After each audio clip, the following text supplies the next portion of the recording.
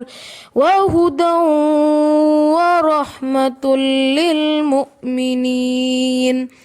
اعوذ باللہ من الشیطان الرجیم، بسم اللہ الرحمن الرحیم۔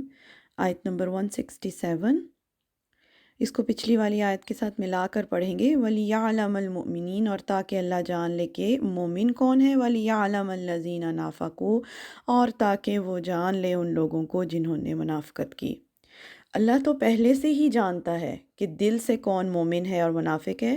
یہاں کہنے کا مقصد یہ کہ اللہ نے یہ چاہا کہ منافقوں کی منافقت کھل کر سب کے سامنے آ جائے، سب کو پتہ چل جائے کہ کون سچے مومن ہیں اور کون منافق ہے، جو اوپر اوپر سے مسلمان ہونے کا دعویٰ کر رہا ہے مگر دل سے جو ہے وہ کافر ہے، منافق ہے۔ منافق کی ایک نشانی یہ بھی ہوتی ہے کہ اچھے حالات میں، خوشیوں میں ہر وقت ساتھ ساتھ، لیکن جیسے ہی کوئی مشکل وقت آتا ہے، مشکل پڑتی ہے، سب سے پہلے ساتھ چھوڑ کر بھاگتا ہے۔ جس طرح غزوہ احد میں ہم نے دیکھا، جو عبداللہ بن ابی تھا، شروع میں ہی 300 لوگوں کو لے کے واپس چلا گیا۔ اب وہ مسلمان ہونے کا دعویٰ کرتے تھے، مسلمانوں کے ساتھ میدان جنگ تک آئے، لیکن کیا ہوا، ان کی منافقت کیسے کھل کر سامنے آئی؟ اس وقت، اس وقت جب مسلمانوں کو شدید ضرورت تھی، ایک ایک بندہ امپورٹنٹ تھا، وہاں سے 300 لوگوں کو لے کے نکل گیا۔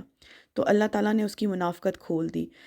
اللہ کہتے ہیں وَقِيلَ لَهُمْ تَعَالَوْا، اور جب کہا گیا ان کو کہ آؤ، قاتلوا فی سبیل اللہ او ادفعوا، جنگ کرو اللہ کے راستے میں، یا کم از کم مدافعت کرو۔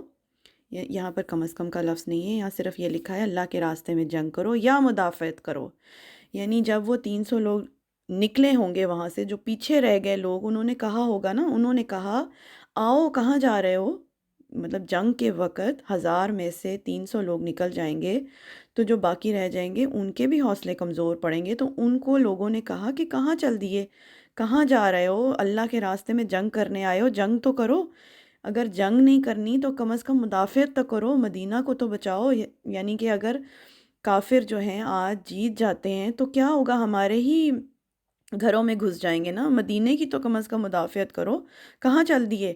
لیکن اب اللہ تعالیٰ ان کی جو منافقت تھی وہ کھل کر بتا رہے ہیں کہ وہ کیا سوچا، انہوں نے کیا سوچ کر وہ نبی صلی اللہ علیہ وسلم کو اس طرح چھوڑ کر آ گئے۔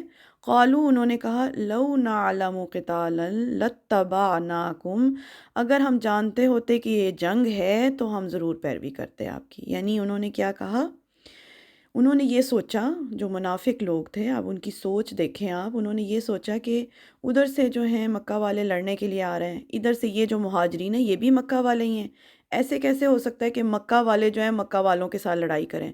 ہمیں تو بس یہ لوگ یوز کر رہے ہیں، جنگ جنگ کوئی نہیں ہونی، ہمیں لے گئے ہیں وہاں پر اور وہاں پر لے جا کے ہمیں مروائیں گے۔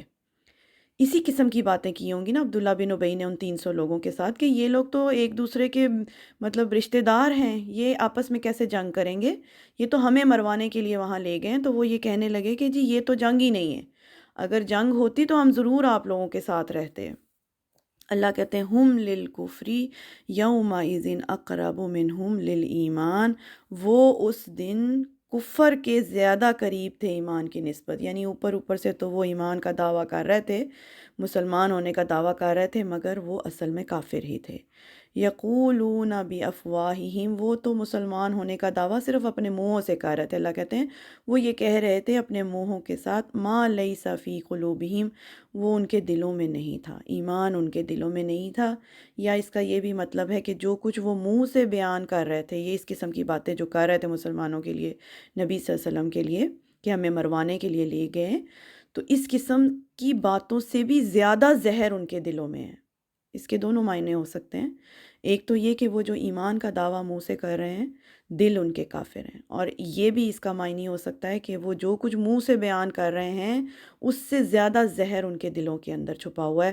واللہ اعلم بما یکتمون، اور اللہ زیادہ جانتا ہے جو کچھ بھی وہ چھپا رہے ہیں اپنے دلوں میں۔ اللہ تعالیٰ نے بالکل وضاحت کے ساتھ بیان کر دیا اور صاف سب کو نظر آ گیا کہ کون منافق ہے اور کون سچا مومن ہے۔